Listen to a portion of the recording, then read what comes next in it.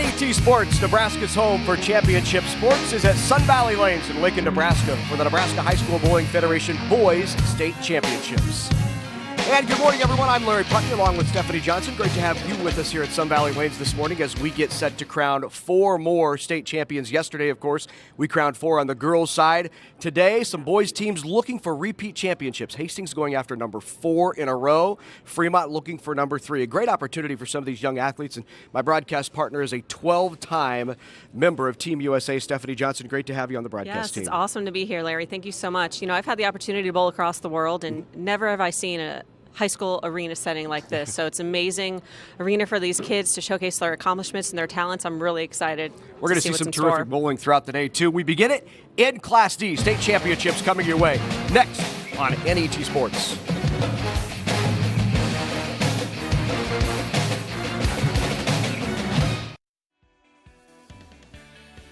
Funding for the NHSBF State Championships was provided by the Lincoln Bowling Association through grants from the Alan and Marcia Baer Foundation and the Nebraska High School Bowling Federation. Reminding you that more than 1,000 high school students compete statewide in varsity bowling. No matter how you look at it, animal agriculture helps Nebraska's economy. The livestock industry provides increased tax revenues for schools and community services. Livestock enterprises also create jobs while contributing to existing businesses such as local banks and grocery stores. A thriving livestock industry helps maintain our current way of life, but also provides opportunities for the next generation of farm families. The Nebraska Soybean Checkoff helps to raise awareness of the importance of animal agriculture to Nebraska. For me, asking why is just getting started. It's more than an activity. It's me doing what I love. I'm not a stereotype. When I rewrite the rules, things get better. I know that all these experiences matter. These moments will help me become something more. Little things always lead to something bigger. Do it. Trek it. Earn it. What you're doing now will help you get scholarships later. Find resources from Education Quest at trackyoursuccess.org. Programming on NET television is made possible in part by U.S. Bank. U.S. Bank knows the importance of giving back. That's why we're committed to support charitable, educational, and service organizations in communities across Nebraska and the nation. Last year, U.S. Bank employees provided more than 3,000 hours of community service in Nebraska, and we're dedicated to continuing that support. U.S. Bank, serving you in Nebraska. Member FDIC. Well, there's more Nebraska State High School Championships yet to come, and you can pick up a DVD of these State High School Championships by logging on to the website, NHSBF.com, following the links, and preserve these memories for a lifetime. A DVD of the State High School Championships, or even last week's Girls State Championships, all available on the website at NHSBF.com. So ready now to kick things off here in Class D. It's McCool Junction taking on Humphrey St. Francis. Now, you might remember these two teams, Humphrey and Humphrey St. Francis, were different teams in the past. They have now combined to create one team. In fact, it was interesting just a couple of years ago, these two teams played each other for a state championship. So a strong team back here for another. There is the lineup for Humphrey St. Francis and the head coach, Corey Haystrider. Now let's look at the McCool Junction head coach, Todd Hornbacher. He's got an outstanding team as well back here in the state championship tradition. A long tradition of excellence at McCool Junction in state high school bowling. They've been here many times before. 2 seniors on the roster, a couple, they get 3 sophomores and a junior. So an experienced team coming in here into Sun Valley Lanes. So ready to go, McCool Junction taking on Humphrey St. Francis. A couple of teams, as we've said, that have been here before. Humphrey St. Francis won it back in 2011 and 2012. Humphrey St. Francis was the runner-up to Humphrey, which won it back in 2013. So that was the year, 2013, when Humphrey played Humphrey St. Francis for the state championship. And there's a look at McCool Junction. We talked about their long tradition. They were actually in the state championship back in 2005, just 2 years after the state championships began. They won it in 2006. Girls have been here many times before. Their girls, in fact, are 4-time state champions.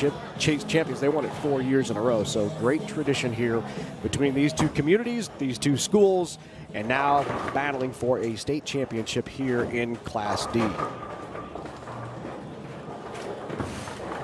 Qualifying for this, it was Humphrey St. Francis leading the way in qualifying at 24:05. Ravenna was actually the number 2 seed going into Baker, followed by Plainview, Clarkson Lee, Hastings St. Cecilia, Alma, and get this, McCool Junction was the number 7 seed. Goes to show you that when you get to Baker bowling, anything can happen.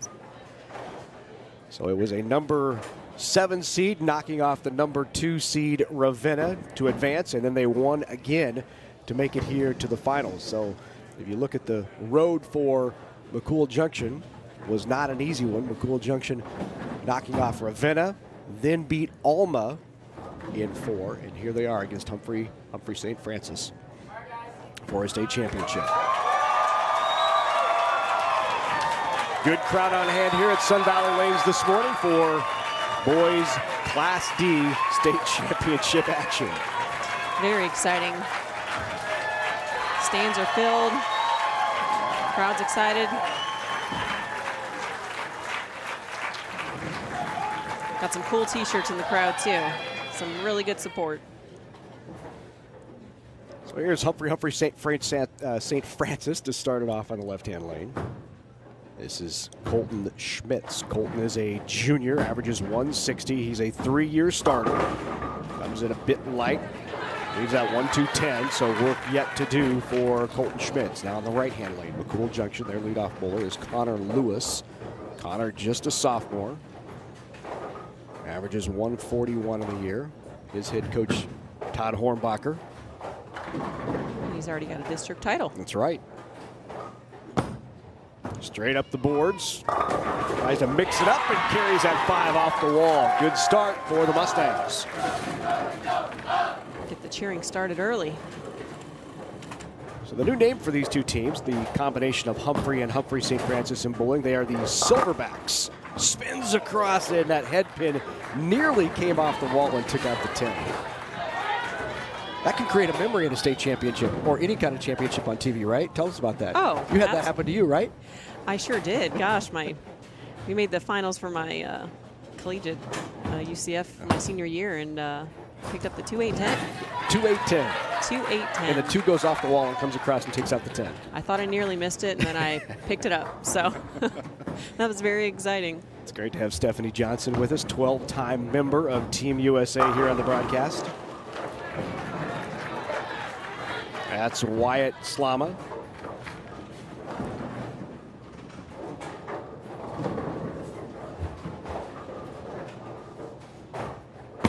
Here on the right-hand lane. A strike by Zach Hornbacher. A spare, check that, spare by Hornbacher. Do it together the first time. Good recovery by Zach, the junior. Just slides by the 10 pin. Tough miss for Wyatt. Back-to-back opens for the Silverbacks. Still really early. Here's Christian Sheldecker. Sheldecker's a senior. Hey, look at that off the wall. There we go. Very simple game.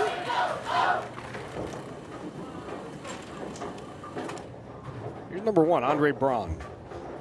Braun is a senior, 4th-year bowling on the team. Up the boards kind of guy, too. Rattles a 10 pin. So back-to-back 10 pins for the Silverbacks. Great shot. Convert. His coach says he's a good spare shooter.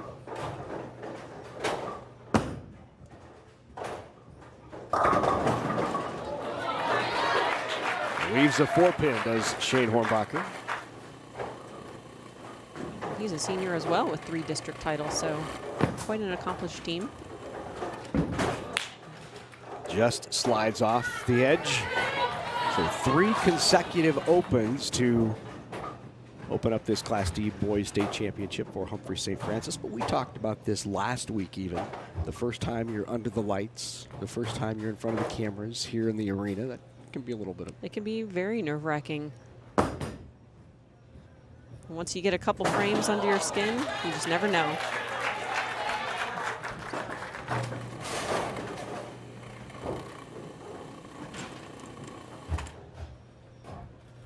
Of course, the girls' championships were yesterday. We saw similar results early on, but boy, did they settle in that Class D match yesterday.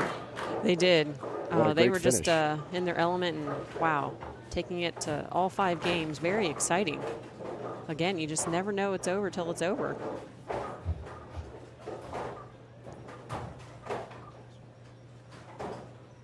Here's Colton Schmitz back up. Comes in a bit light, leaves that 1-2, so some work to do yet for the junior. Check that was Connor Lewis. Connor Lewis, the sophomore, so some work yet for him.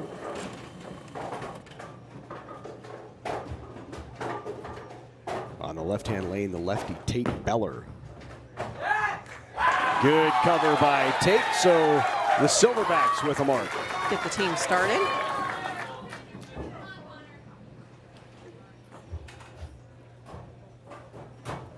Opportunity here to build to that lead for the Mustangs. Needs to hook. Slid by it. Fresh oil laid down before each one of these matches in the championships. So between classes, they will rerun the lane condition, which can sometimes cause for a bit more of a direct line of the pocket. Takes some adjustment sometimes for the bowlers. Especially with the lanes not having much time to settle.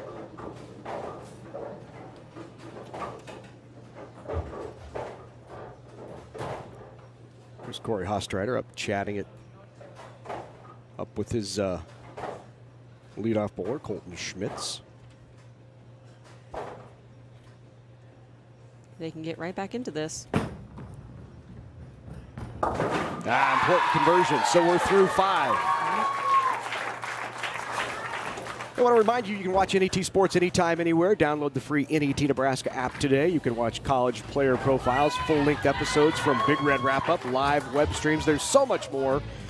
Just search for the NET Nebraska app in the store. Download it free at netnebraska.org/apps. So now on the left-hand lane, here's Zach Hornbacher. That crosses over, leaves the 5-8.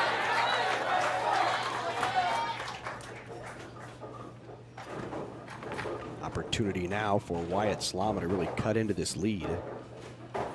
As you see, they were down by 23, but a spare working in the 5th. Doesn't quite get that back to the pocket.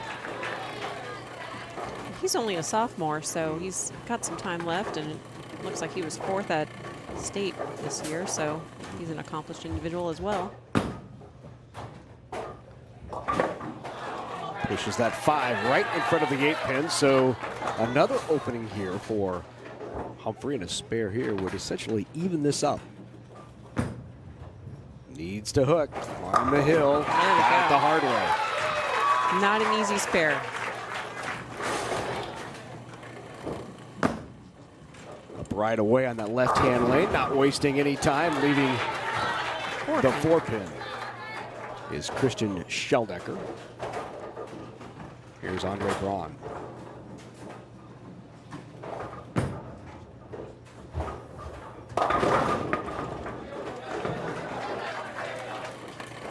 So right now through 6 frames, it's a 6-pin game. So how important do spares become in this last half of game number 1? I'll tell you what, spares are the name of the game, Larry. Always important, right? Always. You know, strikes are going to come. It isn't that the hardest thing to communicate to young bowlers? Because anymore it's about how Well, the hard goal is can I to hit knock them? down 10 pins, right? That's right. And if you can do it in one shot, why not? Good cover and a very important spare as McCool Junction had opened. Basically, have taken over the lead with some good count here in the next ball. That comes in light 2. 1, 2, 4, 8 left. And now the lefty. Here's Tate Beller. Beller, a senior, climbs the hill. Good ball, maybe just a bit light. A weak 7 left, so still some work for Beller. And he's a senior as well, and he loves to play in the band. He plays the trumpet. So that's an exciting little tidbit. Yeah.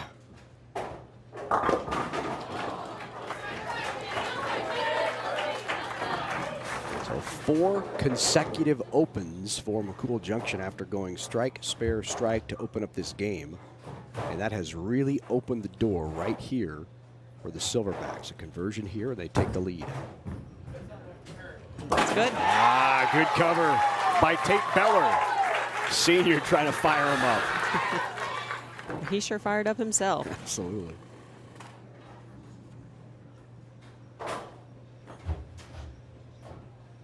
Connor Lewis.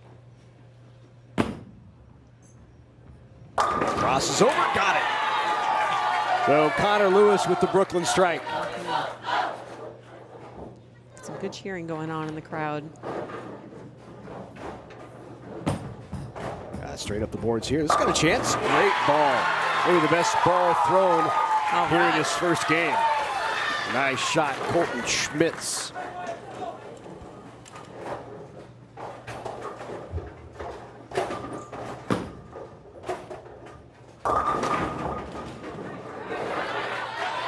Leads at 3-10. Again, not an easy spare. It's not over. A strike here, and it would be. And there that will do it. Game number 1. The Silverbacks come from behind, and Humphrey St. Francis will take game number 1. And it looks like they had an 8-0 record. It's phenomenal. How about that? Unbeaten this year. Good cover there. Best that McCool Junction can shoot is 143 already. Check that. Yes, 143. Best that McCool can have is 143. Humphrey St. Francis already with 148. And 2 shots yet to go. And another strike. That's why they put him in that anchor spot. And a good ball. So beginning to loosen up now. You can see here at the end of game number 1. Oh, yeah. 143 for McCool Junction. I just like saying that, McCool. What a neat name for a school. They like that too. So a possible 178 here for the Silverbacks. 177 the final.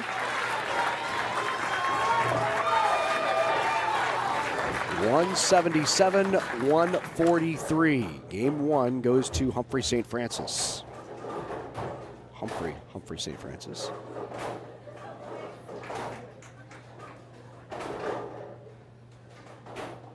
One zip lead.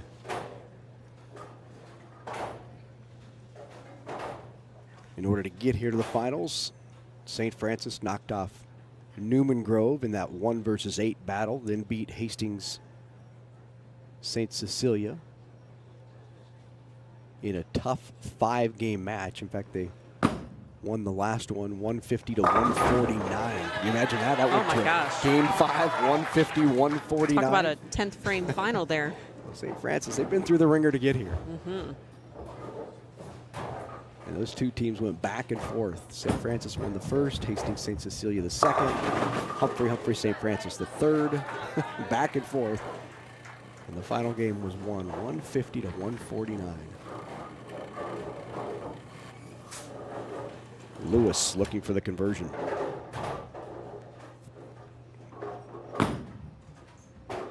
So just as they did last game, McCool Junction opens up game number 2 with a mark. And Schmitz will try to do the same. It's a nice little chance they got going on. Brought their cheerleaders along with them. Good cover.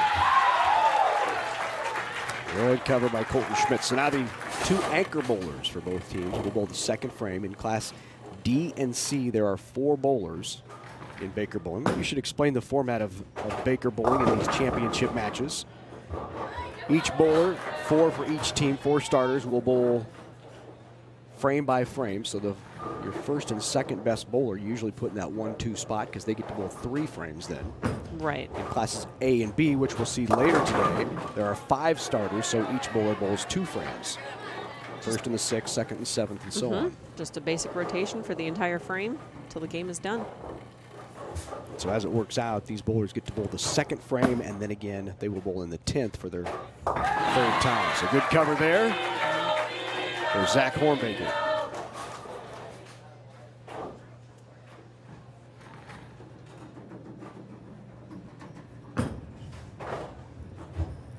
Low with the cover. So good mark.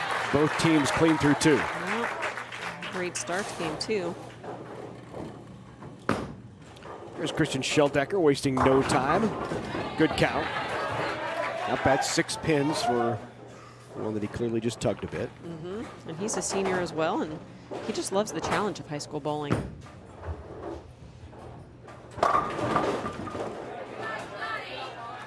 1-2-4 left.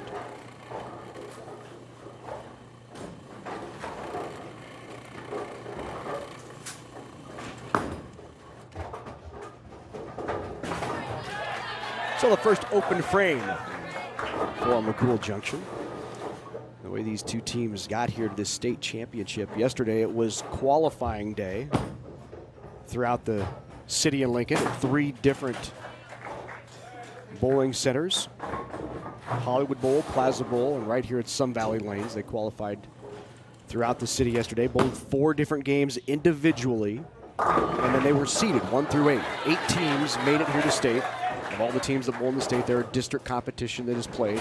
The team must finish 1st or 2nd at districts to make it here to state. So 8 teams come in here to Lincoln for the state championship weekend. And then the teams that survive the head-to-head Baker stepladder finals, so 1 versus 8, 2 versus 7. And the 2 surviving teams come back today. It's certainly no easy road. No, absolutely not. Part of yesterday's competition also was the singles portion. So in those 4 games, the first 3 games that you bowl count toward individual or state singles competition. And Tate Beller, this young man right here, won the singles competition yesterday as he picks up that. He shot .519 for the best in Class D. Very exciting. Bright student as well, as a 4.0 GPA.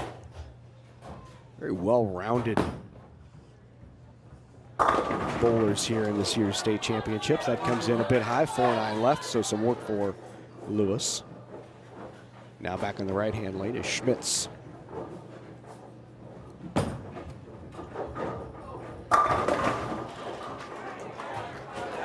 Good shot there, just left the 10 pin. Colton averages 233, so he's no rookie in this sport that we play. Right.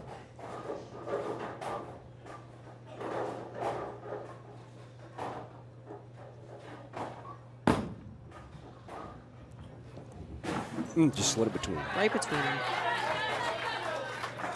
So that's 3 straight opens for McCool Junction. So very similar to what had happened in the first game. They went right. 3 started off really good. Yeah, 3 consecutive marks, and then they hit a patch where they had a few opens, and that's happening again now. And Humphrey St. Francis has taken advantage with 4 marks in the first 5 frames. So you see they go 8 spare, 6 spare. There's the open in the 3rd, and mark in the 4th and 5th to take a lead. Right now, a 20-pin lead.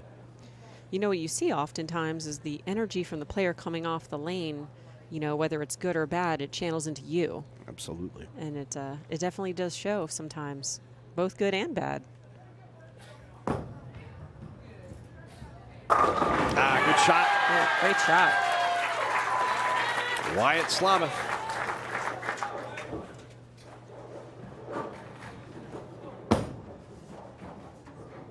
Oh, another great shot by Hornbacher. Zach Hornbacher, so the 2 anchor bowlers do their job. Both put 10 in the pit. And a 21-point advantage for the Silverbacks.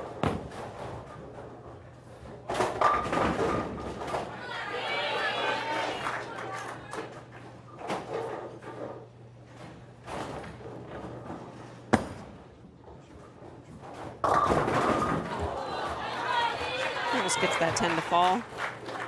Christian's also a senior. So he's hoping to look for his state title. Mm-hmm.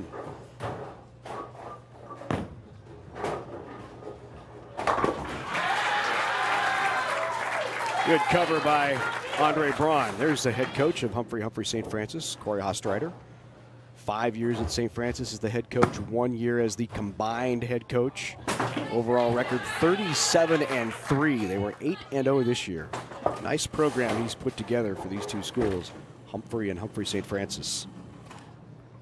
Says Cameron Miller is his assistant coach, and you know who his other assistant is? His 6-year-old son, Cash Hostreiter. I think someday we're going to see Cash here, right beside Corey. What do you think? I would assume so. Corey also the proprietor up there in the Humphrey area. C. Thomas's Lounge and Lanes does just a terrific job with bowling there in the community, and these young bowlers up in Humphrey's really developing his clientele for years to come. Highly involved, and what a great way to give back to the community. Here's a lefty. Your state singles champ trying to convert. Comes up a bit light. Tough spare, though. So that's a first open in 5 frames for the Silverbacks. You see now 120, an opportunity from McCool Junction to get right back in with a strike here. This would be a double, and it comes up light and not going to take advantage of that opportunity, although they did strike in the 8th, so they'll gain some pins, but still down by about 14.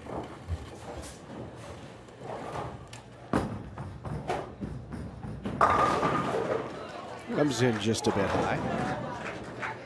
Not a bad shot by Schmitz. Makeable spare, like we talked about. Very important. Keep the ball in play and leave something makeable.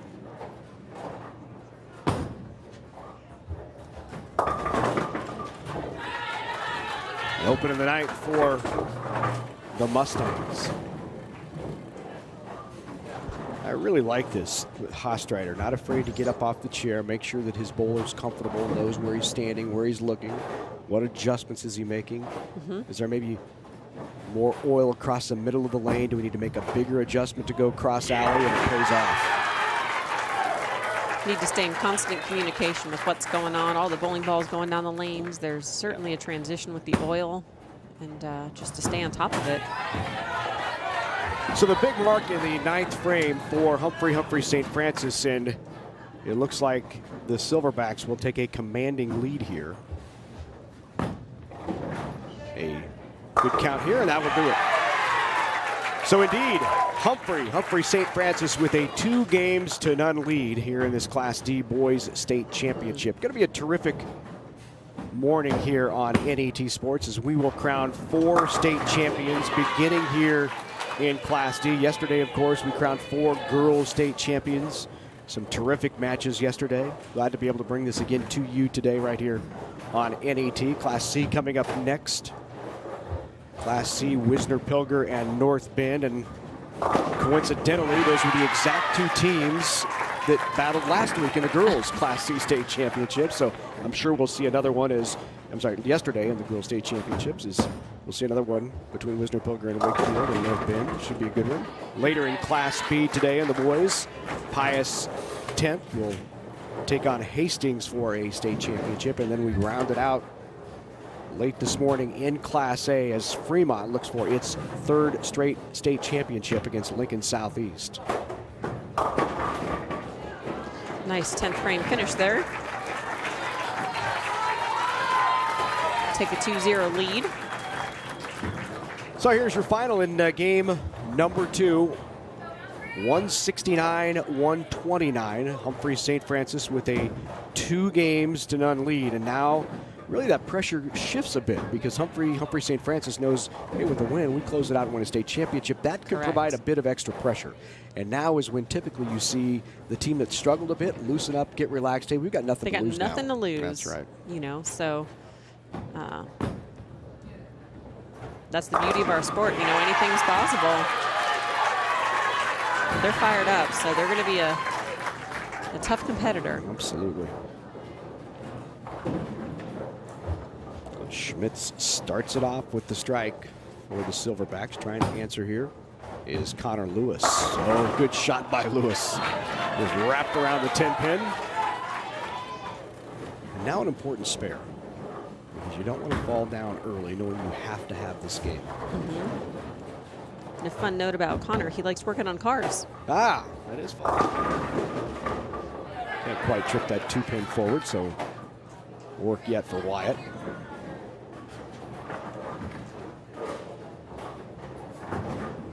So typically 10-pin cross alley, right? Get left, look right. Typically you're looking right, somewhere in the middle, somewhere between that 15 and 25 board range, most bowlers. Just draw that line back to the arrows.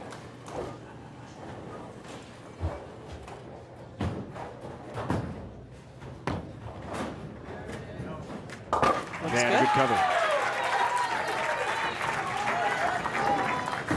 We get so many folks who watch, this time of year, see this is their one maybe exposure to state high school bowling in the state of Nebraska. And really, they see a guy standing there with a bowling ball, throwing it down a lane, and looking at some pins. But there's so much more that goes into matching up ball with condition, absolutely, with surface, with where you want your weight block, what's your reaction like, what kind of reaction are you getting down the lane, what's the ball doing through the pins. So many things that you have to take into consideration as a coach to really help these young players be successful. Yeah, and at some point it is a little bit of a guessing game, but you can relate it to golf. All the different irons that do different things, all the bowling balls do different things, and a lot of factors, just as you mentioned. It can be confusing too. And in golf, you have the elements, right? You have wind to deal with that may change. Here, we have a lane that has different conditions and different patterns. Now, yesterday, they were bowling on a pattern called Winding Road, which is a Kegel pattern. It's one of the tougher Kegel patterns, near a sport type of condition shot. Here, they're just bowling on a house shot. So the difference between those two is what? Well, I would compare it to yesterday they bowled on Torrey Pines, and today they're bowling on a mini golf course. That's right. That's the easiest thing I can explain and compare it to. That's a great way to put it.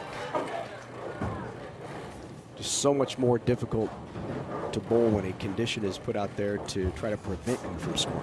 Right? And you can't see it. You know the oil is out there, but you can't really see it. Right. So it brings its own challenges.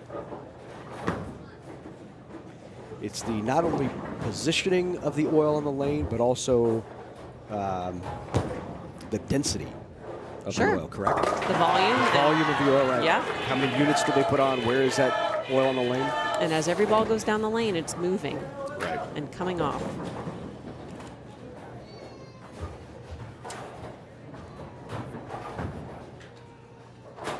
So both teams with one open here. Here's Tate Beller trying to convert. Oh, wow. Big shot by Beller. Turnaround and fist pump from Tate Beller as he converts the 5-10. That doesn't give him some energy. Wow, that was a great conversion.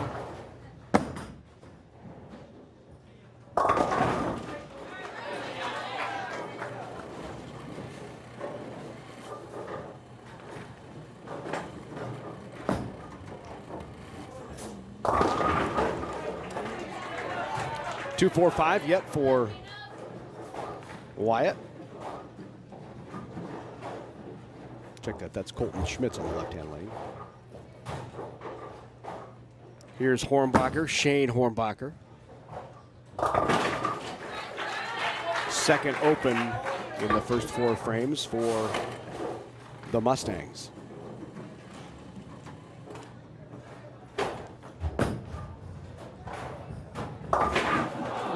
Thought he had it. Was you see that happen too often. Yeah. You get excited before you actually convert, and then you end up chopping the spare. Opens the door a little bit here from McCool Junction. There we go. Back-to-back shots in the pocket from Connor Lewis. That time, he gets that 10 to trip. So the two teams switch sides in the 5th frame. The strike by McCool Junction in the 5th. You see it pop up there. Very even game here as we head to the 6th.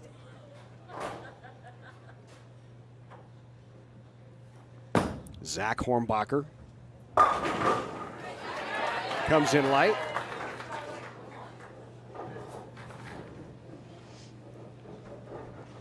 Here's the anchor bowler. Here's Wyatt Slama. Averages 170, just a sophomore, up the boards, looking for Brooklyn. Can't push that. Almost gets it. Sent 2 pins after it, didn't he? Neither one got it. Almost. The tough way, converts it. And a little, what was that? Was that a Staying jump alive. pump fist? It was something in the heat of the moment. He probably couldn't do it again. Probably not.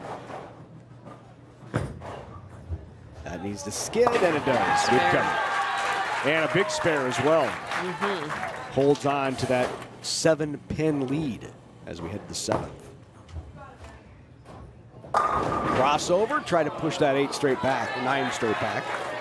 Doesn't get it. That's our first look at Christian Taggart. Christian turns around, talks to Coach Todd Hornbacher. Andre Brown. The 1-5. Not a typical leave, but throw your strike ball, you should be able to pick it up. That's exactly what Coach Hostreiter is telling him. Be confident in your strike ball, go. And it just slides so by close. that 9. So a bit of an open door here. An opportunity right now for the Silverbacks to extend that lead. They lead right now by 6. A spare here could put them up by as many as 16. Does it hook enough to get back there? Oh, wow. there we go. He wasn't sure about it, Probably but thought he missed it. yep. That's what I thought I did. That's right. 1, 5, 2, 8, 3, 9. They're all the same, right? A spare is a spare. Good crossover. That's a good shot by Shane Hornbacher in a big situation, because now the Mustangs really need to double up. Hear the crowd getting louder and louder.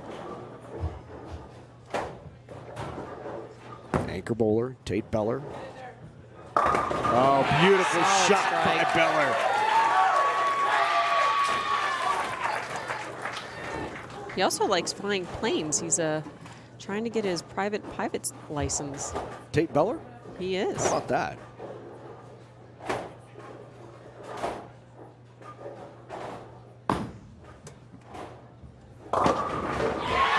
Rattles it. Big double.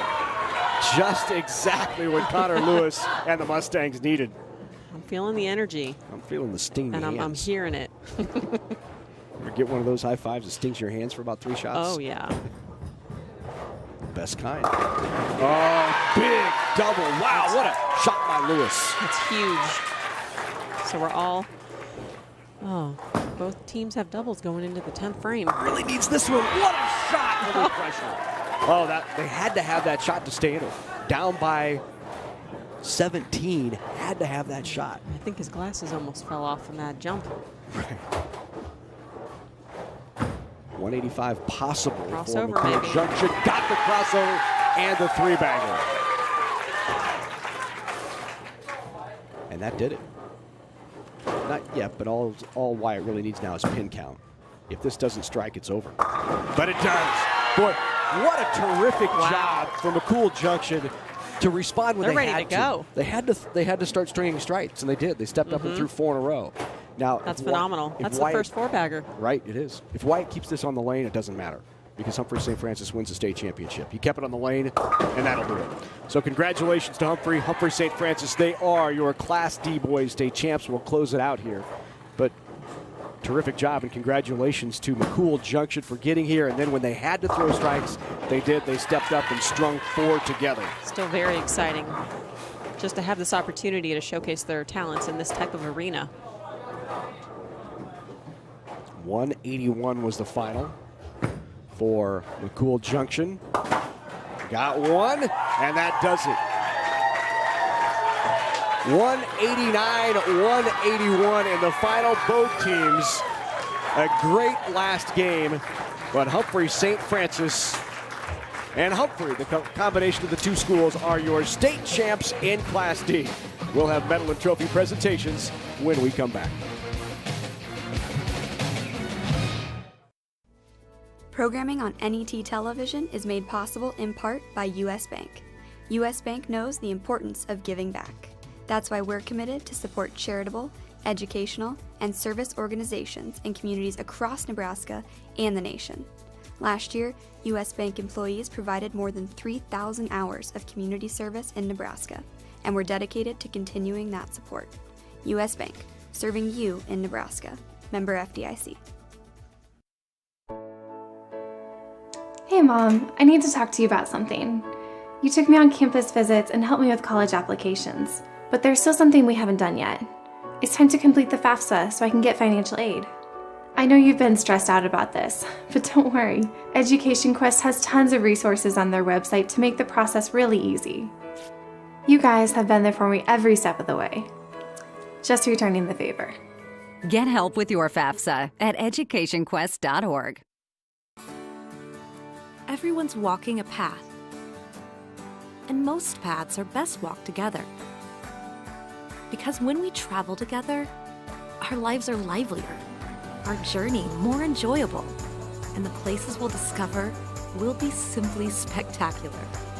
To be in a place like no other that unites you all in a state of wonder. Wouldn't that be nice?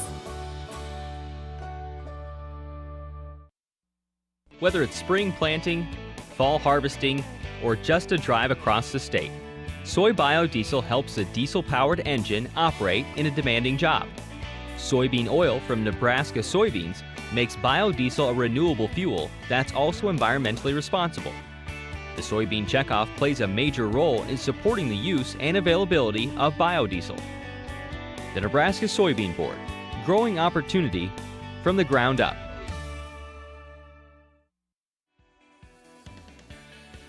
Funding for the NHSBF State Championships was provided by the Lincoln Bowling Association through grants from the Alan and Marcia Bear Foundation and the Nebraska High School Bowling Federation.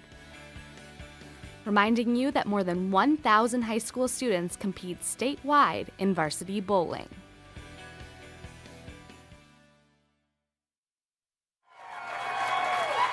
So welcome back to Sun Valley Lanes, the final of the Class D State Championship, our first of the day. Humphrey St. Francis wins it over McCool Junction 3-0. Let's also take a look at the individual state championship, and we talked about Tate Beller from Humphrey St. Francis winning the boys state singles title. He did with a 5:19. You see his teammate Wyatt Slama also on that all-tournament team. There are your top 5 boys singles winners. And now, by the way, with Tate, let's go down to Stephanie.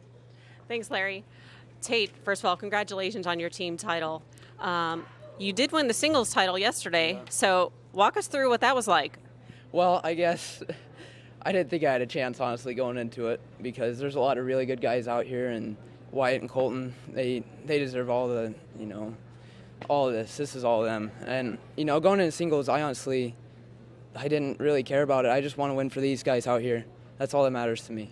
Very awesome. Congratulations again. Coach Corey, how does it feel to have both of your schools, Humphrey and Humphrey St. Francis, for the first time combined together, winning a championship? This is great. The town comes together. We get both schools. We've both been here. We've actually played each other in this before, and now it's great. We get to come together, bring it back to Humphrey, and I don't know which school is going to get the trophy, but we'll get that figured out. Well, congratulations, and enjoy your win. Back to you, Larry. All right. Thanks very much, Stephanie. Hey, Corey, here's an idea. Get another trophy. Send one to both schools. So congratulations to both Humphrey and Humphrey St. Francis. Now for the medal and trophy presentations, let's go to our public address announcer, Dwayne DeMode. All right, ladies and gentlemen, how about another nice round of applause for our 2 finalists? And now for the awards presentation. Your Class D boys runner-up, McCool Junction. Coaches Todd Hornbacher and Mike Friedman.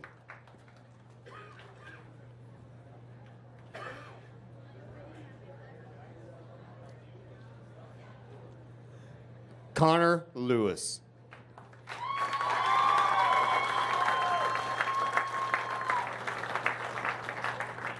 Zach Hornbacher.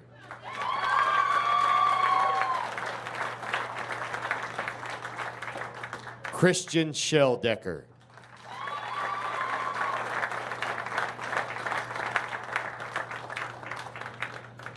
Shane Hornbacher.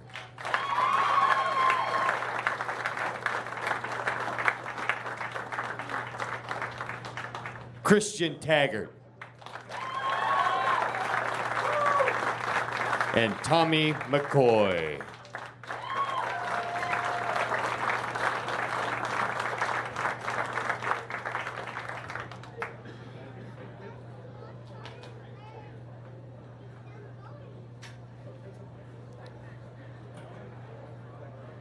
Here is your runner-up trophy. Congratulations to McCool Junction for their Class D runner-up.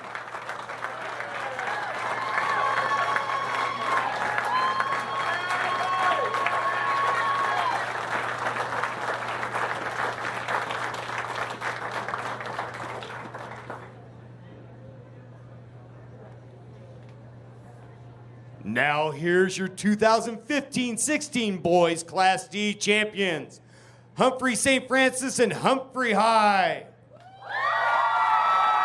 Head coach Corey Hastreiter and assistant Cameron Miller.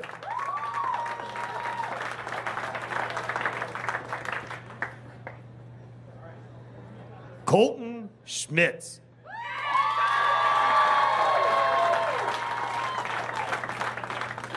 Wyatt Salama.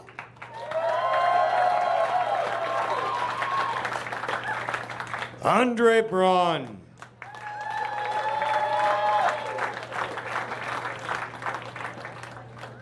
Tate Beller.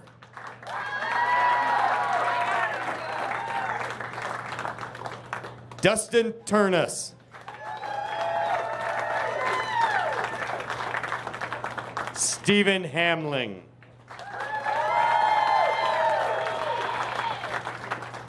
And Braden Henke.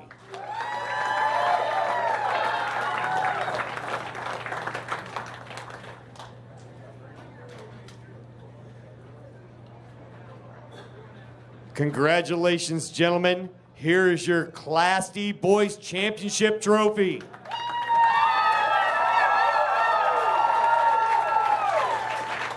And congratulations once again, Humphrey St. Francis, the Silverbacks, your state champs in Class D. Congratulations. When we come back, Class C is ahead. It's Wisner Pilger Wakefield taking on North Bend. North Bend looking for another state championship, 3 in a row when we come back.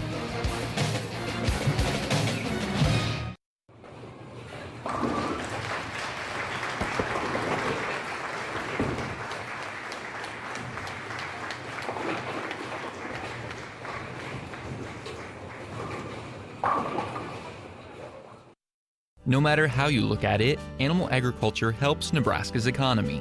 The livestock industry provides increased tax revenues for schools and community services. Livestock enterprises also create jobs while contributing to existing businesses such as local banks and grocery stores. A thriving livestock industry helps maintain our current way of life, but also provides opportunities for the next generation of farm families. The Nebraska Soybean Checkoff helps to raise awareness of the importance of animal agriculture to Nebraska.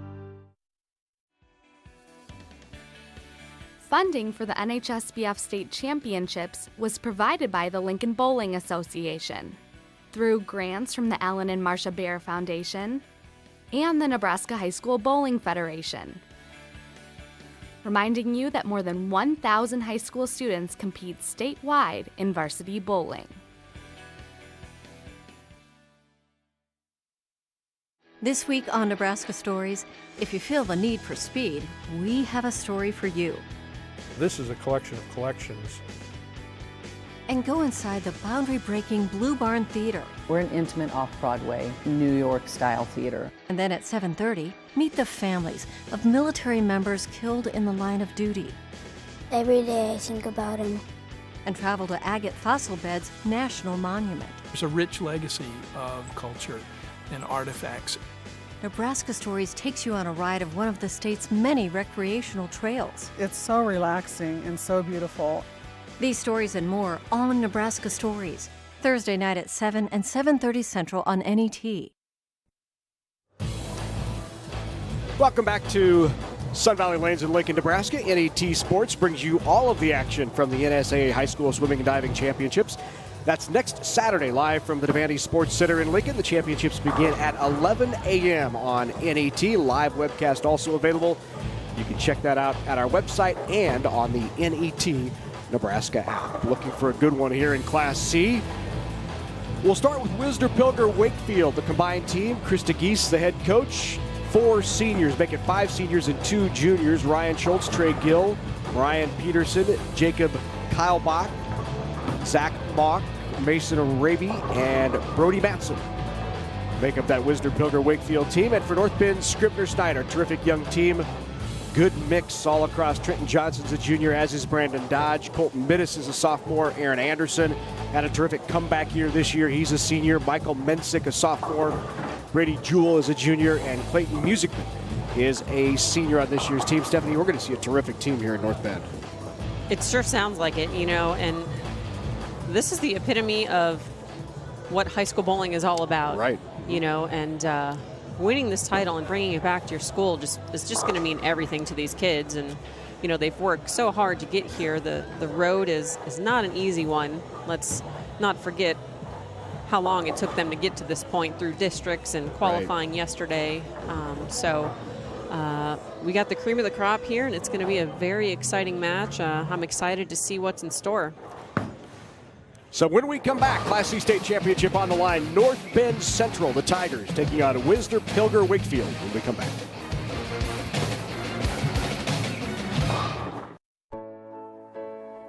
Hey Mom, I need to talk to you about something. You took me on campus visits and helped me with college applications, but there's still something we haven't done yet. It's time to complete the FAFSA so I can get financial aid. I know you've been stressed out about this, but don't worry. Education Quest has tons of resources on their website to make the process really easy. You guys have been there for me every step of the way. Just returning the favor. Get help with your FAFSA at educationquest.org. Programming on NET television is made possible in part by U.S. Bank. U.S. Bank knows the importance of giving back. That's why we're committed to support charitable, educational, and service organizations in communities across Nebraska and the nation. Last year, U.S. Bank employees provided more than 3,000 hours of community service in Nebraska, and we're dedicated to continuing that support. U.S. Bank, serving you in Nebraska. Member FDIC. Funding for the NHSBF State Championships was provided by the Lincoln Bowling Association through grants from the Alan and Marcia Bear Foundation and the Nebraska High School Bowling Federation. Reminding you that more than 1,000 high school students compete statewide in varsity bowling. No matter how you look at it, animal agriculture helps Nebraska's economy. The livestock industry provides increased tax revenues for schools and community services. Livestock enterprises also create jobs while contributing to existing businesses such as local banks and grocery stores. A thriving livestock industry helps maintain our current way of life, but also provides opportunities for the next generation of farm families. The Nebraska Soybean Checkoff helps to raise awareness of the importance of animal agriculture to Nebraska. NET is your trusted source for quality programming all year round. Whether you value educational children's programs, arts, entertainment, sports, or classical music, your loyal support ensures we'll be able to continue bringing these programs to you. Your financial support allows NET to acquire PBS and NPR programming and invest in our state by producing local programs of interest to Nebraskans. Please take a moment to show your support and ensure the programming you value will continue on your statewide network. Make your contribution now at netnebraska.org. Thank you for your support of NET. NET Sports brings you all the action from the NSAA High School Swimming and Diving Championships, Saturday, February 27th, live from the Devaney Sports Center in Lincoln, beginning at 11 a.m. Central on NET. Live streaming is available at netnebraska.org and on the NET Nebraska app. Sun Valley Lanes in Lincoln, Nebraska. Larry Putney along with Stephanie Johnson. Great to have you with us here as we bring you state high school bowling championship action on NET Sports. We've already crowned one champion today. Time for our second match of the afternoon, and we're going to see a couple of terrific teams here in Wisner, Pilger, Wakefield, but maybe one of the best teams we have ever seen in the state in Class C, and that is the North Bend Central Tigers. Head coach Randy Dodge. He's been the head coach for 5 years. They've been at state all 5 years. They have won the state championship the last 2 years. Brandon Dodge, the junior on this team, of course. Randy Dodge had an older son who was on this team last year, graduated, but this is just a terrific group of 5 players, and they could really compete in any class in the state, Class B, Class A, and they would have an opportunity to win it. They are that good, but it's Baker Bowling, and as we know, Stephanie, anything can happen in Baker Bowling, and here's your Wisner Pilger Wakefield Gators. They are 8-3 on the year. North Bend Central 10-1. Very exciting here in the bowling center. The crowd is very pumped up. So here's a look at Trenton Johnson. He's your leadoff bowler, averages .210. Very solid left-handed bowler. Comes in a little light. Here's the bucket. Good student. 3.3 GPA. Ryan Schultz on the right-hand lane here. Another senior, averages 174. Starts it off for the Gators. It's always important to get off on a good start. Set the tone. Ross Alley covers the bucket.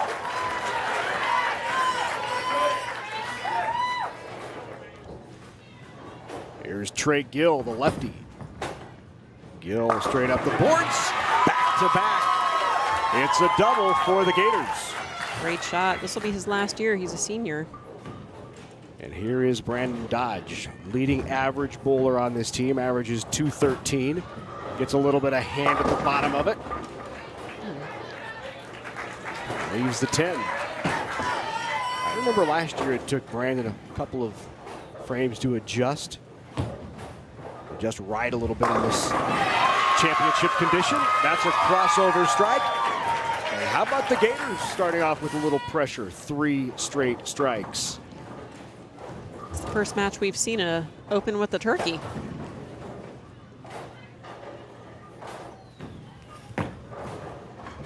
Dodge converts.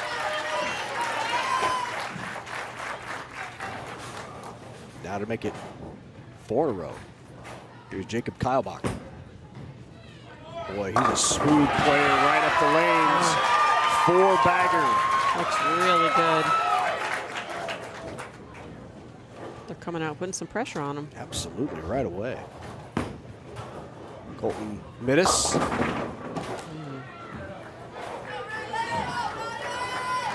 On the right-hand lane, Ryan Schultz.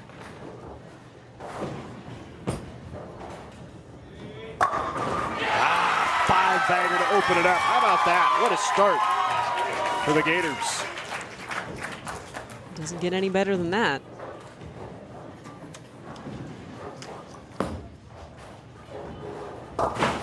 Covers the 2. Now time for the Tigers to get back in this, find themselves down by 45 here early on. Here's Aaron Anderson, the senior, averages 199.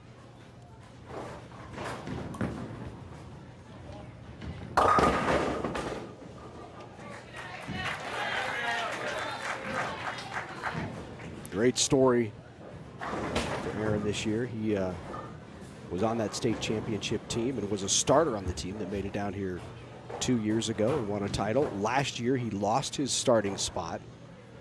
Coach say he went back, bowled all summer, busted his tail, raised his average 20 pins, and he's out here a starter once again as that slides by.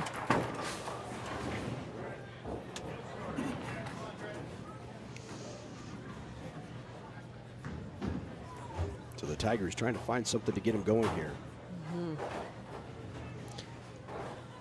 Find themselves in about a 60-pin hole here to start. Pretty big deficit, but you know, if you can just get the first game jitters out, You know, it's a best 3 out of 5 Baker games, so there's plenty of time for either team.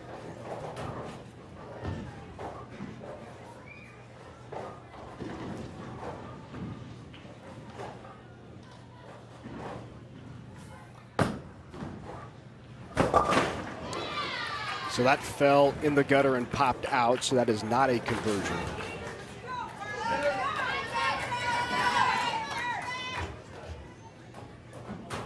Go ahead and flip sides here, finish the game. So now you'll see Randy Dodge getting his team together. What he's really going to focus on now is let's get lined up. Let's get some momentum going, because right now, just get comfortable. We got to exactly find a way to get comfortable. Yep. Like I said, first game jitters, you know. Just be present, be in the moment. Saw the shot by Trey Gill. Leaves the solid 7.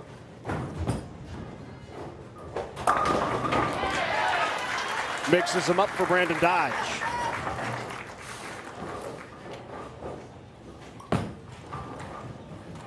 That slides by.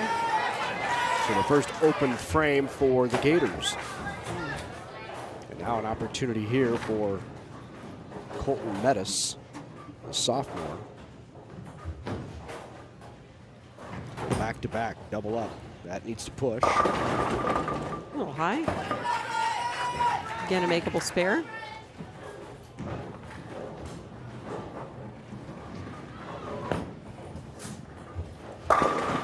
Very important to keep in mind that it's not just a sprint. Right. You know, there's 3 games you got to win, so there's some time.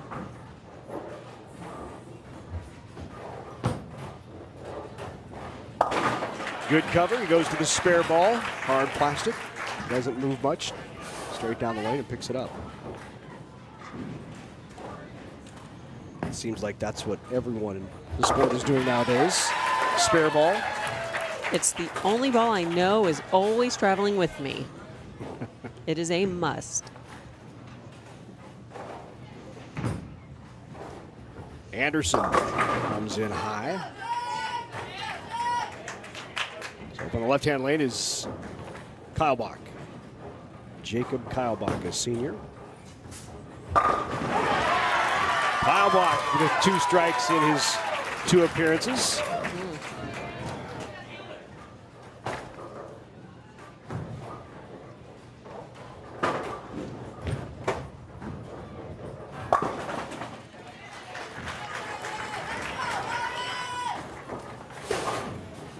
Now Ryan Schultz.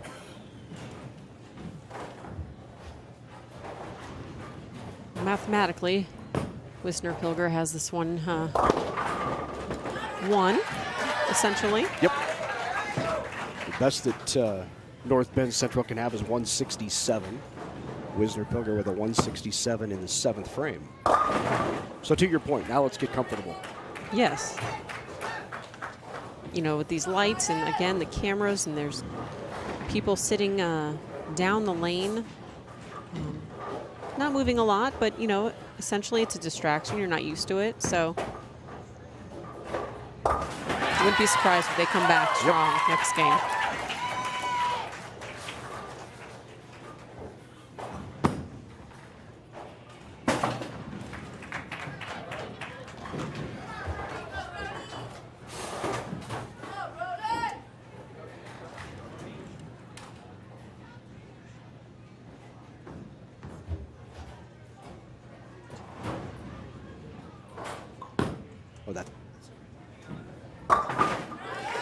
That's the shot by Brady Matson, the junior. He's steadily improved every year, getting an opportunity here in the 10th frame. Let's talk about Brady really quick. You know, the tornadoes that came through Pilger just a couple of years ago really destroyed so many lives, you know, in Pilger. His house was destroyed in that tornado. And they had a fundraiser for him, contacted several professional bowlers, got him all new equipment, really did a fundraiser to help a lot of these bowlers get some new equipment. And that tragedy that the entire community went through, we saw what it did to the school, but Matson certainly knows firsthand how It's a life tragic that changer. was. Absolutely. But, you know, it's where the community comes together and supports one another. It's a beautiful thing. Dodge starting to get lined up. Let's 3 strikes in a row for Brandon. He'll take a seat, and Brady Jewell will have an opportunity. We saw Brady Jewell's father yesterday in these state high school championships. His dad is the girls coach. By the way, these same 2 teams squared off yesterday for the girls championship. It was North Bend that won it.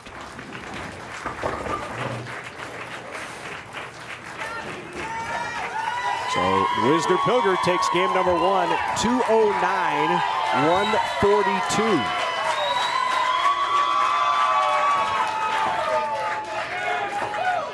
There you see the score, 1-0. Wisner Pilger on top of North Bend.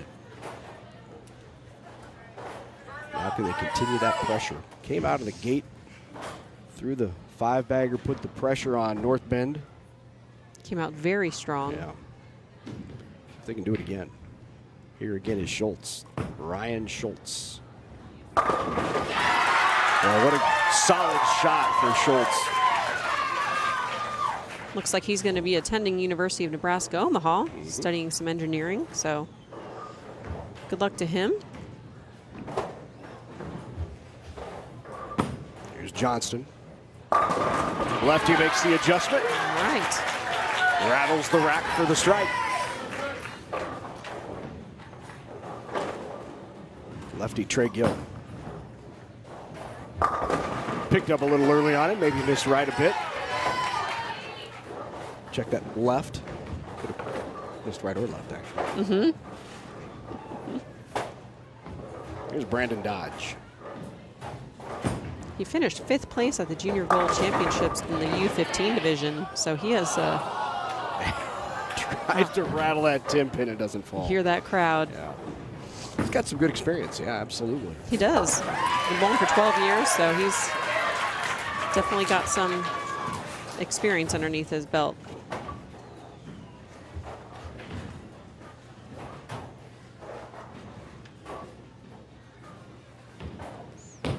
His brother Anthony, we talked about, was another bowler at North Bend. He's now on at St. Ambrose.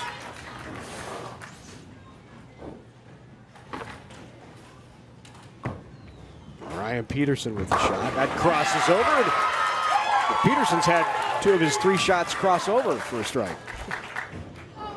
Sometimes it's not how, it's how many, right? Yeah, they don't ask how, they ask. We don't get how brownie many, right? points. That's right. Not that I wouldn't sometimes take them, we would like them. That's right. But that's just the name of the game. Little ball change there for Metis. All right. Looks like they've gotten a little more comfortable.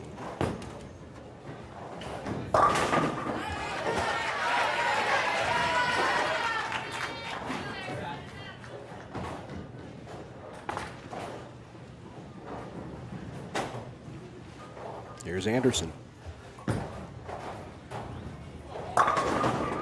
Good finish. Yes. Trips that 7 out of there.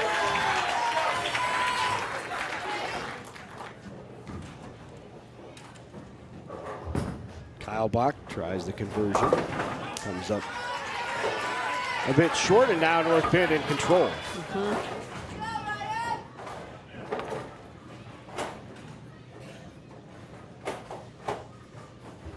Trenton's got a high game of 290 and a high series of 781.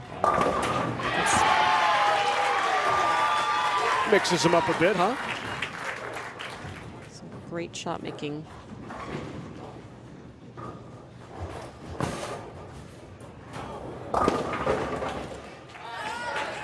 Just a bit light, leaves the 2-pin.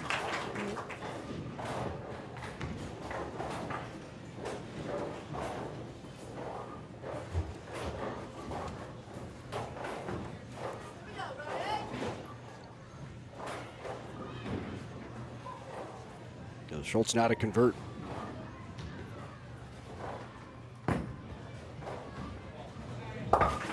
Good cover, and the 2 teams now will flip sides at the halfway point here of game number 2. I want to remind you that you can connect with us on Facebook and Twitter. Add a comment, catch up on the latest Nebraska sports information. Just be sure to like NAT Sports and Big Red Wrap Up.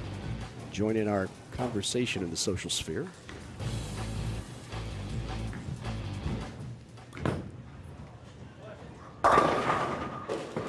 Little little high for Dodge, leaves that 4-pin.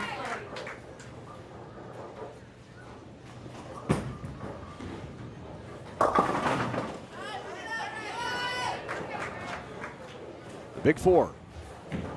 4, 6, 7, 10. Not an easy one.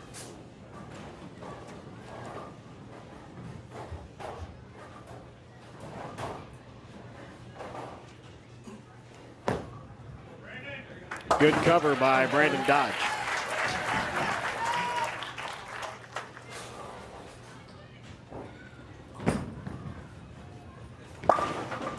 On the 2, but the now 2 opens combined with the 3-bagger for North Bend has really expanded that lead. Right. 35 pins now, make it 45. So, you know, again, it's just interesting to see that momentum shift. Right. Just from one game to the next.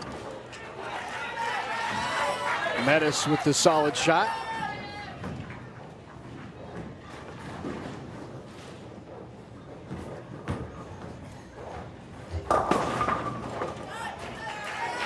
It's a really young North Bend Central team also. I mean, 2 sophomores, 3 juniors on the team. The only senior in the starting lineup is Aaron Anderson.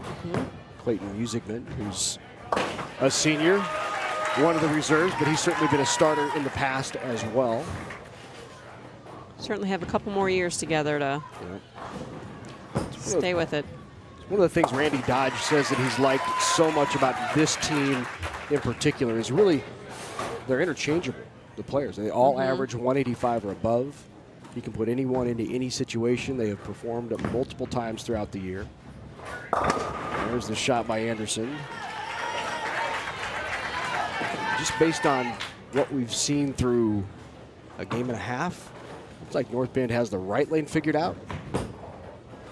That's what it appears to be, that's for sure. Maybe still making a couple of adjustments on the left hand. They've gone 3 consecutive single pins on the left hand lane. And if you think about back to the first game, they really struggled the first 5. Struggled, relatively speaking. Sure. First they game didn't strike, yeah. It's like Aaron's going to attend Hastings College. He wants to study psychology. Good cover by Anderson. Hastings, of course, not far from here in Lincoln.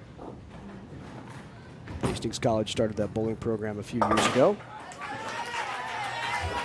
Again, just many, many opportunities for high school athletes to get involved in bowling, you know, whether it's at just the intercollegiate team level or the NCAA level.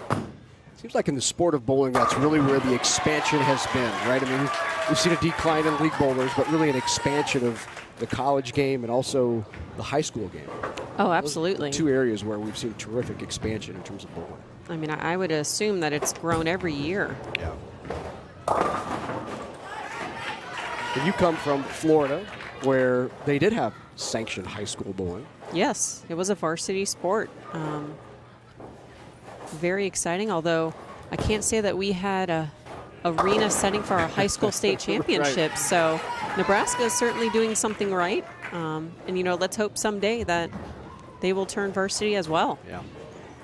Well, in 2005, this was the first ever arena-style finals in the country for high school bowling. And then in 2007, it became the first ever televised high school finals. Still the only state high school bowling championships in the country. That's amazing. Televised across the entire state. So kudos and a terrific job to those who run the Nebraska High School Bowling Federation and at NET, who brings you these state championships. Again, what an exciting arena just to showcase these athletes and their talents. Right.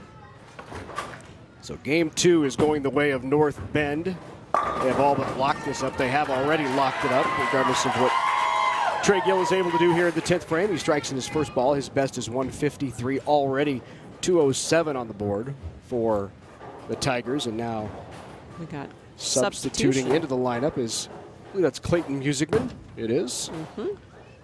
Clayton crosses over and finishes out game 1. 2-17, an impressive game 2 for North Bend. Never easy to get off the bench and throw a shot, even if it's just for a fill ball.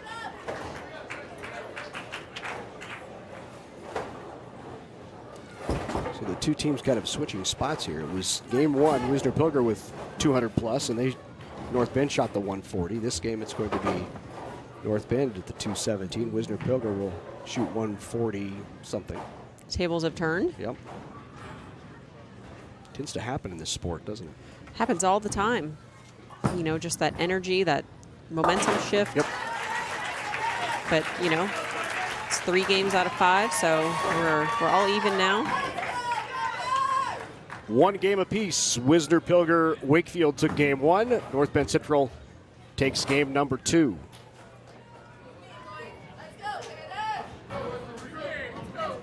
Take a look at the scores leading up to this finals match. And as we talked about in our first match of the day, these two teams bowled 4 games yesterday. There were a total of 8 teams that made it here to state. Qualified through district tournaments. You had to finish in your top 2 in districts to make it here to state. Spins around and knocks the 6th pin over. Wow. Shot by Johnston. That'll get some momentum going Absolutely. to his teammate, Brandon. So those 8 teams then that qualified for state yesterday bowled 4 games each. After those 4 games, they were seeded 1 through 8 and then began the step ladder or bracketed Baker finals. And so 1 bowled 8, 2 bowled 7, and so on to get to the final 2, which came back today to bowl for a state championship. And Brandon Dodge comes up light again on that left-hand lane, leaves another 7 pin. You can see the frustration in their face, you know, make a good shot, but don't strike all the time. Happens often. Chops that 3 off the 9. Opens the door a bit. We said also North Bend 2-time defending champs here, going for 3 in a row. Slid that off. Wisner Pilger's been here before, the Gators. Wisner Pilger won it back in 2007. And then 3 consecutive years they finished second. They made it here to the arena finals and finished second 3 straight times. They lost to Wayne in 2009, Wayne in 2010, and Ravenna in 2011. We're certainly no strangers to this arena setting. Good ball by Metis. Did not get the 10 to fall. I would say that left-hand lane is a bit perplexing for North Bend right now. But again, the name of the game, right? Leave makeable spares and, you know, and make them, of course. That makes all the difference in the world.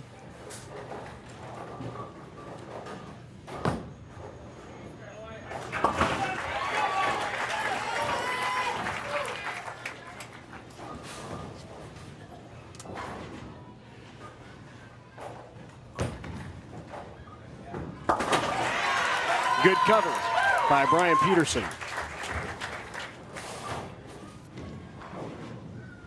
Anderson now back up on that left-hand lane. One more back in there. He made a nice move. Some sort of adjustment there for Aaron Anderson as he found a little more back end. Sometimes a little adjustment makes a big difference. Talk about those slight adjustments that you make during a game based on how your ball is reacting. Like when you're typically going to make a move, what kind of move do you make? Well, you know, most people angle adjustments either with their feet or with their eyes. You know, something minor to start, and if that's not working, then it may be something more perplex, like a ball change. Yeah. You know, so it just really depends. It's situational, but you know, you have to really know your game and if you made a good shot or not.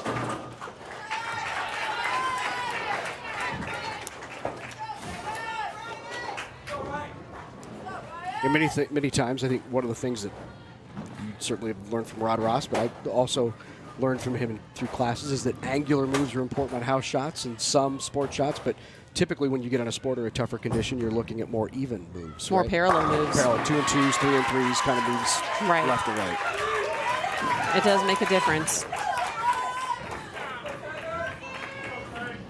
I want to remind you, the NSAA High School Swimming and Diving Championships are coming up next week, February 27th. You can catch them at 11 a.m. on NET or online on netnebraska.org/sports, or you can download our app to watch the State High School Swimming and Diving Championships next weekend on NET. Good shot there by the lefty, Trey Gill. Gill, one of 4 seniors on that Wisner-Pilger Wakefield team. Big double for them.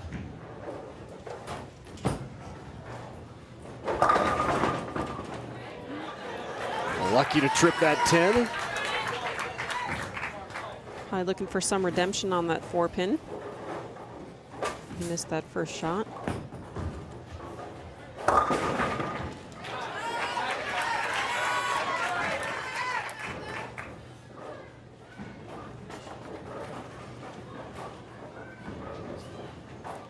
Still a lead here for North Bend, although the double for Wisner-Pilger cut into that lead a bit. Lead was at 23. Good cover here. There you go.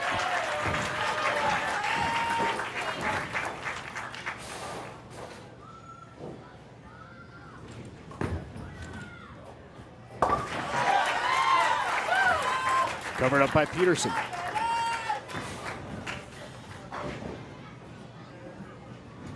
So here's Midas.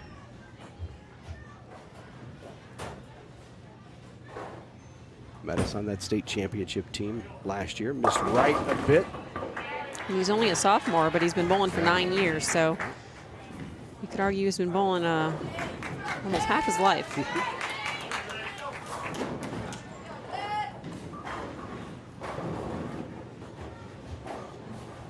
Jacob is a senior.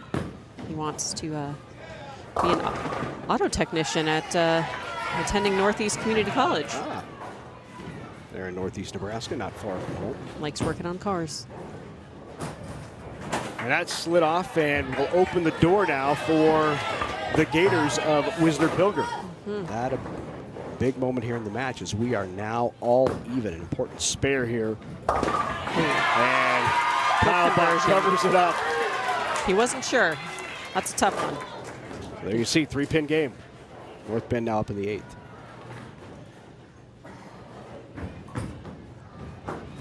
Anderson trips that 7 out.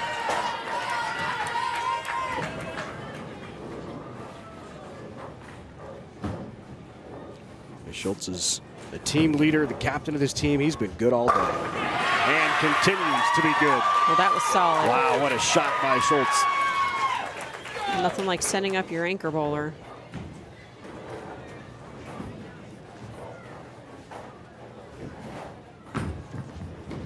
Needs both of them. Got him. There's still just a 3-pin lead based on count. This would be a huge double for Wisner-Pilger. Oh, and trips out both of them. What a shot. That was a fantastic break. Woo. Big, big double and almost a must strike now for Trenton Johnston. Comes in light, and he does not get the carry of the 3-pin. I want to highlight that Trenton is an 11th grade 3-year football letterman. Wow. So that? He's certainly an athlete, so he knows what it takes. This one closes it out. Not quite.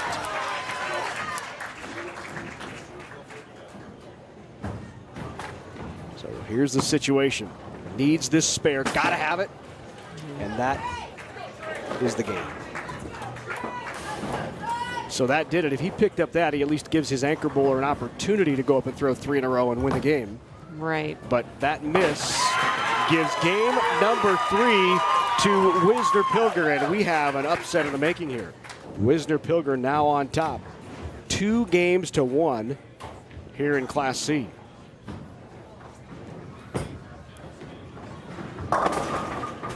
You know, I think I mentioned it earlier, Larry, that, you know, a lot of times the most physically talented teams don't always win. Right.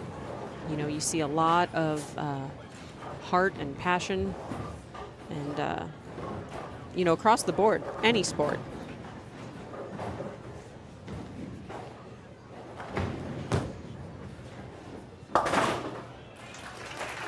I would imagine Brandon's going to make an adjustment. He's gone high the past couple of shots.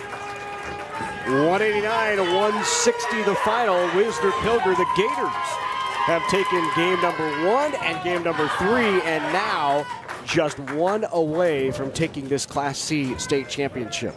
And this is why Baker bowling is so exciting and unpredictable. Absolutely. You know, there's teams that are certainly favored to win, but that doesn't mean they will. Right. North Bend did not lose a single Baker game coming into these finals. So in the first round and the second round, they swept their opponent 3-0. A bit of unfamiliar territory here for the Tigers.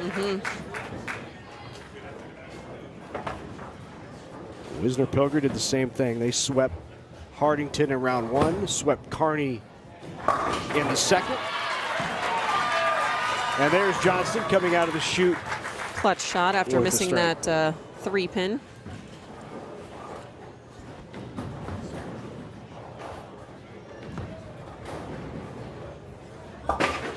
Slid it by, took the 8 away from the 2. Let's see if Brandon has made an adjustment here.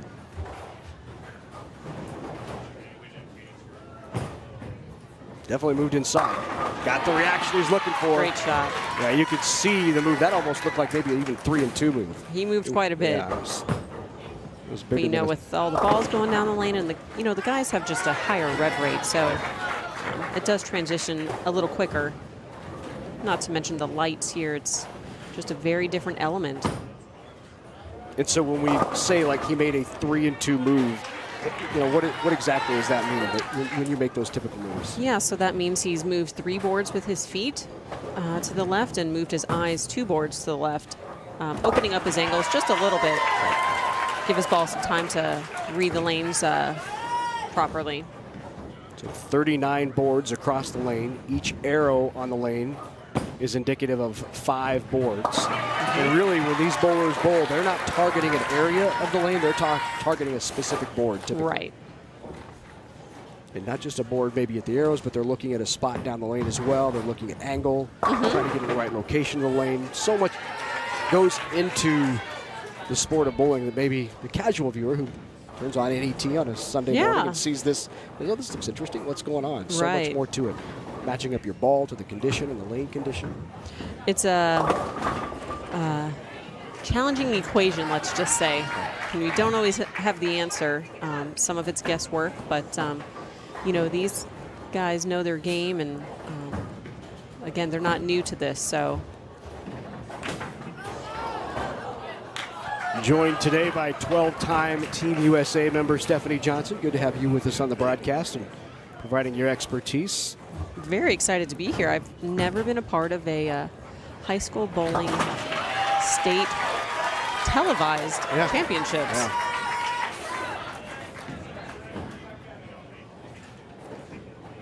So a couple of opens in these first 3 frames for Wisner is providing a bit of a crack. We talked about this yesterday in the girls match. But it's so true. Many times when you get close to the championship, a game away, everything tightens up just a bit, right? I mean, you begin to understand the gravity of what you're about to accomplish. And as I know a professional, one of the things you work on is staying in that moment and not letting the outside factors and what might happen later affect your shot. Oh, yeah. I think it's just as important to be mentally tough. In addition to obviously being physically talented, you know, you need a good balance of both, because, you know, there's many times where you'd be down in a match and you can come back and win, or vice versa. Have you worked through mental coaching, mental game, mental preparedness? I know Team USA does a lot of that. It's a continuous process that I think is never ending. But I think if you can have that edge, you know, that's just something else you can have on your opponent. And like you said, just stay present, stay in the moment. Good shot. Another great shot by Brandon. He probably made an adjustment on that lane as well, I would guess.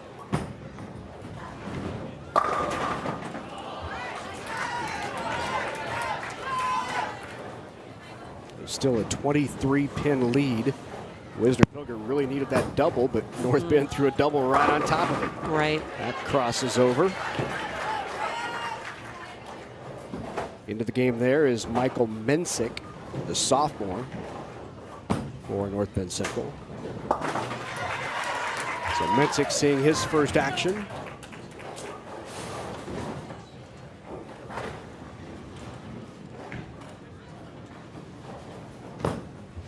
You know, for many bowlers around the state of Nebraska and even here in Lincoln, Nebraska, the whole idea of making bowling a career and maybe being part of Team USA and that opportunity, and how realistic is that for them through a program like high school bowling and continuing to develop your skills.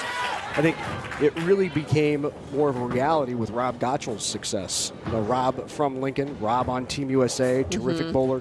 He bowled for one of the teams that we'll see later today in the state championships. Oh, great. Lincoln Southeast. And so I think this is a possibility for all these bowlers. Yeah, and you know, Rob, I'm great friends with him now. We communicate. I'm sorry. I apologize. We communicate a lot. You know, he works for Ebonite International, so he's our ball rep on tour. So I've gotten to know him quite a bit over the past year and a half, and very smart individual that understands the game and, like you said, is a product of it. Product of Nebraska high school bowling.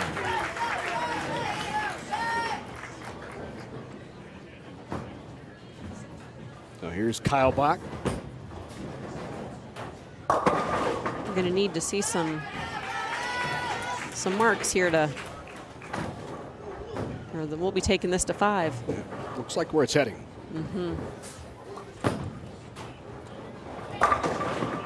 Johnston. 7-pin leave. Sure, bowling is a different pace for him than football. Yeah, I bet it is. Little less contact. Less aggression. A little slower.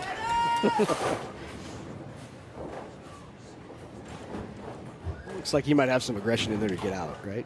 You know, don't we all? That's right. We all just channel it a little differently. Oh. Just fell off at the last second. So that is, despite the pin falling, the ball went in the channel first. Came out of the channel and hit the pin, so that will be a 9 miss. 193, the best Wisner Pilger can shoot. So this is a must-strike situation. Must have this strike. Clutch. He nailed it. But they also need some help from North Bend Central. Right. And that would be, by way of an open frame, is the only way that Wisner Pilger is going to have a chance at a title here. Needs a mark right here to shut him out. Got it. That'll do it. We're going to 5. Certainly been an exciting match so far, like you said.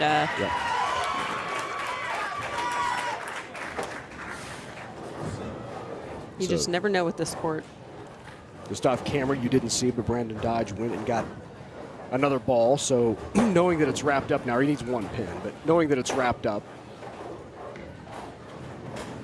he's going to give this ball a different look and see if he gets a different reaction. Certainly did. A lot more back in. I think he liked it. Yep, maybe a little longer. Something that reacts a little later and a little more back in. Like we said, his lanes are transitioning. Yep. Substitution by Mason Raby.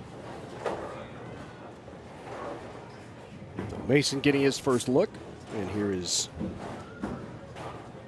Brandon Dodge.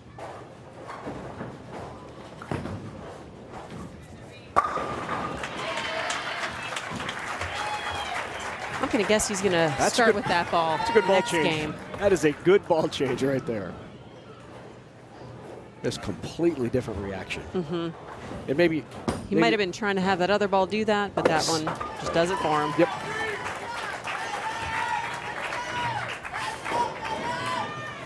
All right, so game number 4 goes to North Bend.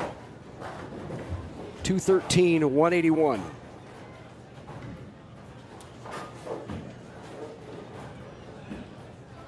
All even now at 2 apiece. There you see the scores. North Bend wins games 2 and 4. Wisner Pilger 1 and 3. And now we go to a final and deciding 5th for the state championship. How exciting. Winner take all right here.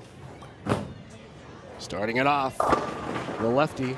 Probably got a little fast, a little excited. Energy's flowing. Oh, here's Schultz. I can imagine their hearts are pumping just a little quicker. They just push. You can tell maybe just grabbed it at the bottom just a little bit, inside his target. Might have been a little slow. Yep. Not what he was looking for.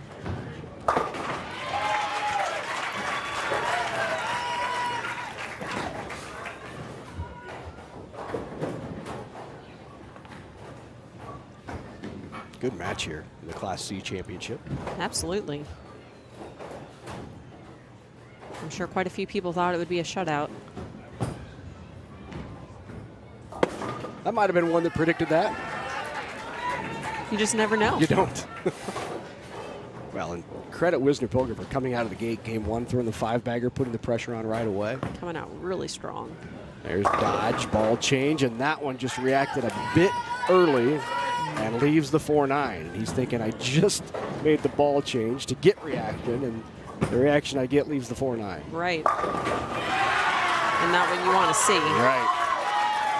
Huge shot there for Trey Gill. Looks like they're keeping Mason Raby in the lineup here.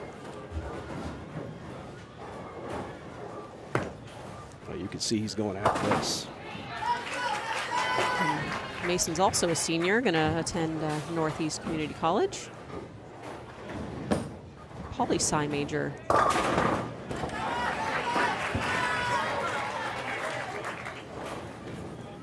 And he had shoulder surgery in October, so I'm sure he's glad to be back as well. Wow, no kidding. Oh, big shot off the bench. Mensick. Just a sophomore, averages 192. He looks kind of like one of those up-the-board guys who would be very effective on this kind of a shot. That misses right. Second open in 3 frames for the Gators. So North Bend takes the early lead here through 3 frames. Keeping it interesting. Really like this young man's story, losing his starting spot. Last year was not in the starting lineup. Went to work in the summer and said, I'm going to get better. Was at the bowling alley throughout the summer, working hard on his game. Leaves the bucket there. Was Aaron Anderson. Or as he wanted to be called, A.A. Ron. I'm sure there's much worse he's heard.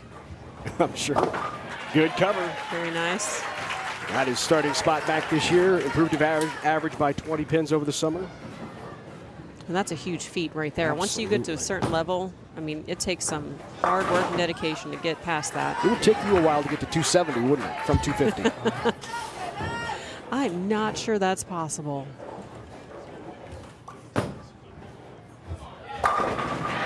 Good shot. Trenton Johnston.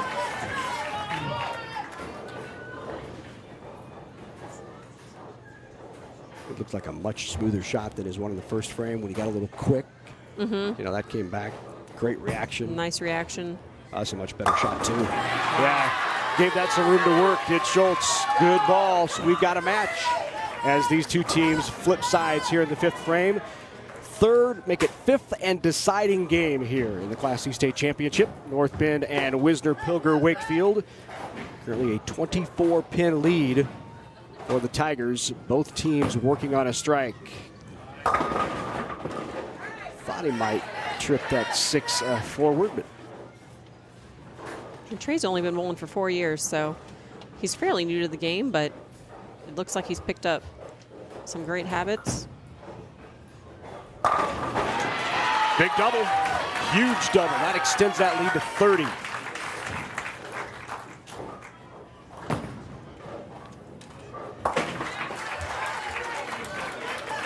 Michael Mensick now. Chance to make it 3 in a row. Looking for a reaction. almost got the There's Randy carry Dodge. from the back. Randy Dodge, the head coach of North Bend Central. Randy, the proprietor up in North Bend at Dodger Bowl. Everybody around the state familiar with Dodger Bowl and what Randy's done for bowling in the state of Nebraska. He actually takes his team everywhere.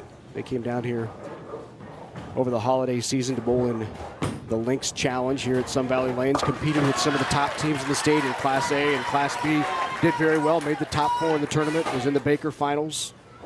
You know, I've always been a advocate that you bowl with people that are better than you. Absolutely. Bring out the best and really make you challenge you and try harder. Big shot by Kyle Bach. That's a big double.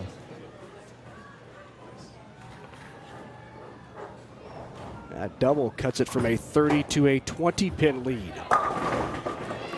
Ooh, just touched the 10, but couldn't get it to fall.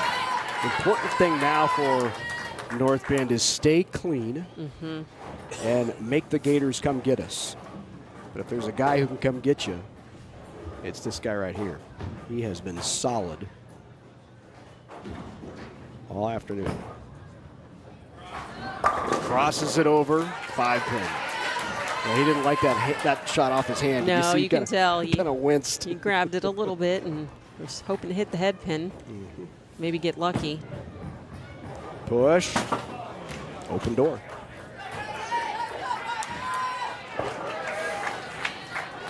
So all of a sudden we've got a 12-pin game. Still anybody's match. Tied 2-2. A spare here. A must for the Gators. Gotta have this. Yeah. Good cover. Good. All right, so here we go. Big shot here for Trenton Johnston in the 9th. This will set it all up. Real quick. You can almost tell he just gets a little quick, leaves it a little bit left. Now, if you remember, that's the pin that he missed in that. That's right. I think it was that 3rd game. You can feel the pressure now, can't you? Yeah. These guys who are just making smooth, solid shots are starting to grab it a little at the bottom. They understand the gravity here. This is for a state championship, final game. Good cover, and that's a big, big shot. Yep. We just... That might have done it. Must have this spare. Gotta have it. And he covers. So still a chance, a slight chance, but still a chance. Need some good count here. And that'll do it. Yep. And I'm thinking he's just wanting to get a strike and close it out. Uh-oh. That'll be enough, though. That'll be plenty. Already with a 172 with that 9-pin count. Best Wisner Pilger can get is 169 with that strike, and they do. Close it out with the 169, but it won't be enough. But what a terrific match here in Class C as North Bend has just picked up its 3rd consecutive state championship.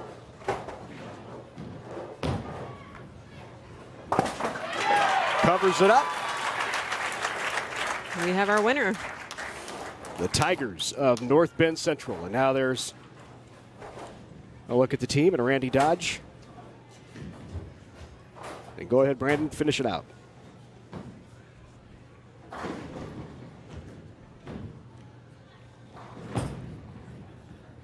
$193 the final. 193-169. Congratulations to North Bend. The Tigers have won 3 consecutive Class C state championships.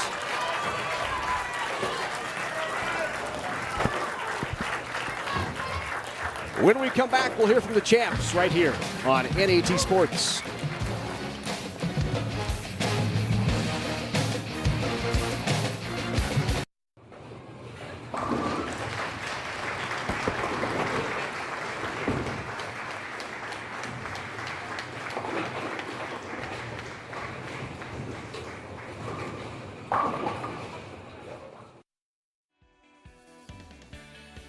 Funding for the NHSBF State Championships was provided by the Lincoln Bowling Association through grants from the Alan and Marcia Bear Foundation and the Nebraska High School Bowling Federation. reminding you that more than 1,000 high school students compete statewide in varsity bowling.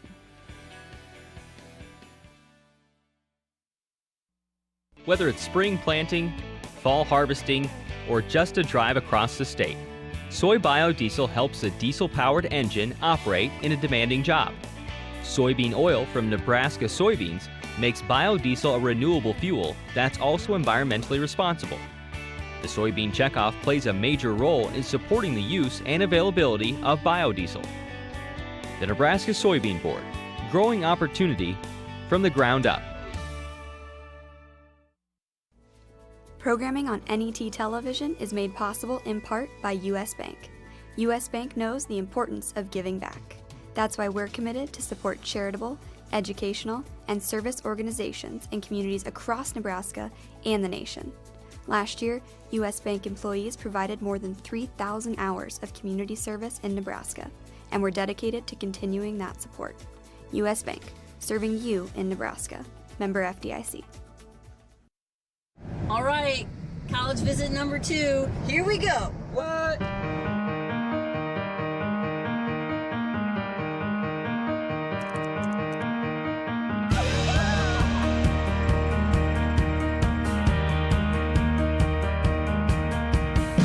College visit!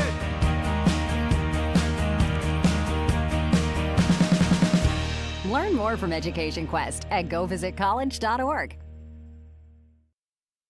This week on Nebraska Stories, if you feel the need for speed, we have a story for you.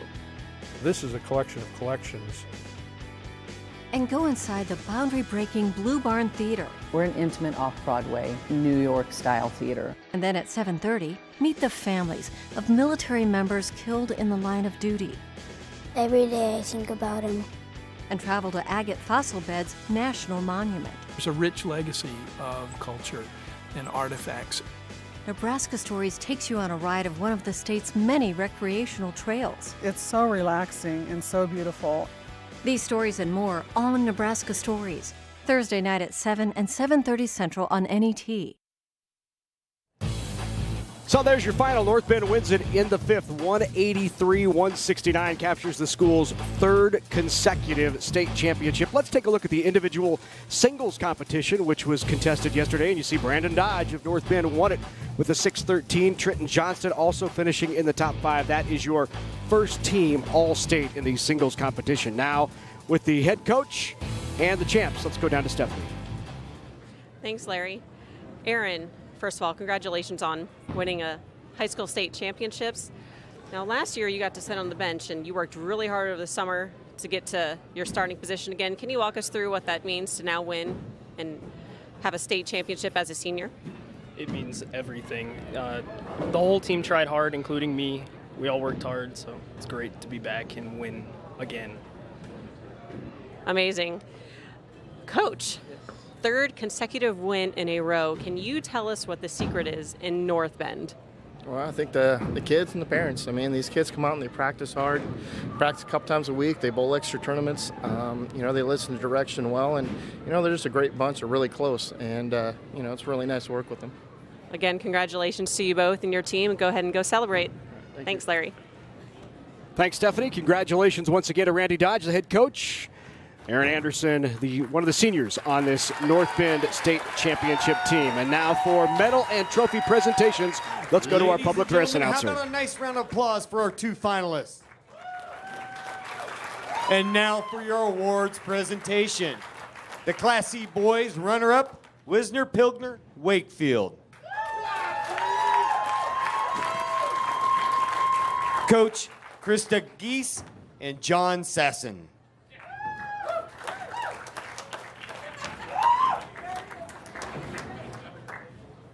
Ryan Schultz. Trey Gill. Brian Peterson.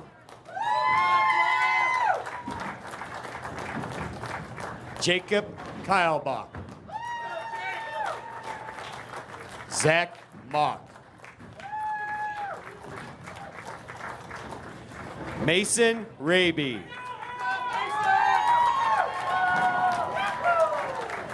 and Brody Matson.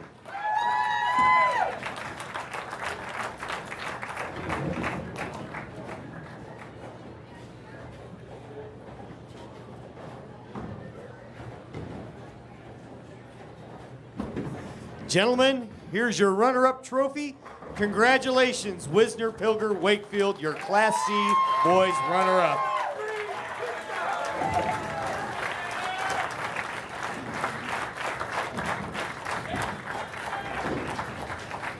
All right, now here's your 2015-16 Class C boys champions, North Bend Central. Randy Dodge and Matt Musicman.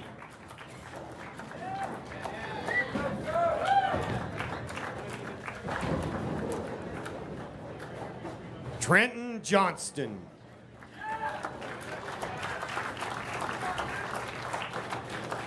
Brandon Dodge.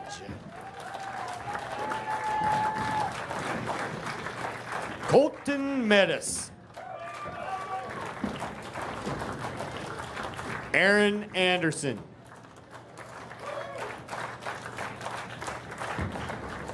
Michael Minisick.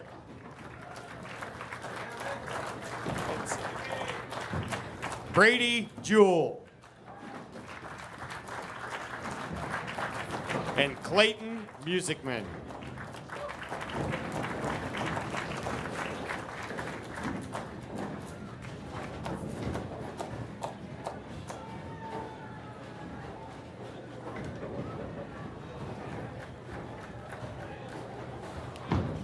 Gentlemen, here's your championship trophy. Congratulations to your 2015-16 Class C boys champions. So congratulations once again to North Bend, the Class C boys state champions. When we come back, Class B action is contested. I will walk away from the booth, head down to the floor. John Lucido will be joining you in just a minute as Hastings takes on Pius 10th for the title. No matter how you look at it, animal agriculture helps Nebraska's economy. The livestock industry provides increased tax revenues for schools and community services. Livestock enterprises also create jobs while contributing to existing businesses such as local banks and grocery stores. A thriving livestock industry helps maintain our current way of life, but also provides opportunities for the next generation of farm families. The Nebraska Soybean Checkoff helps to raise awareness of the importance of animal agriculture to Nebraska. Everyone's walking a path, and most paths are best walked together. Because when we travel together, our lives are livelier, our journey more enjoyable, and the places we'll discover will be simply spectacular. To be in a place like no other that unites you all in a state of wonder. Wouldn't that be nice?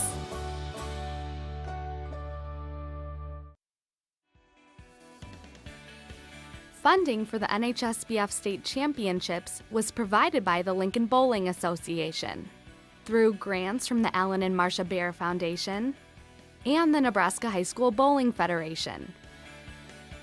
Reminding you that more than 1,000 high school students compete statewide in varsity bowling.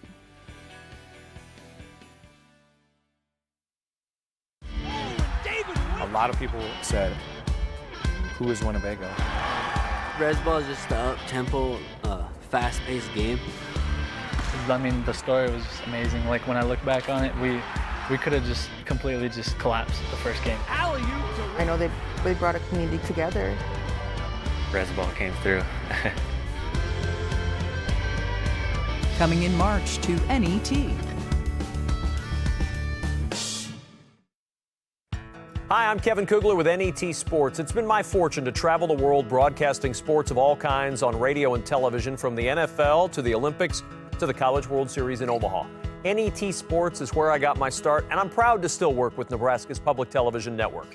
There's no group of broadcasters more dedicated or hardworking than the production crew right here at NET. You play a part in the success of NET Sports too, so I'd like to invite you to join the NET Sports Partners Club. With your support, NET brings you hundreds of hours of sports action each year.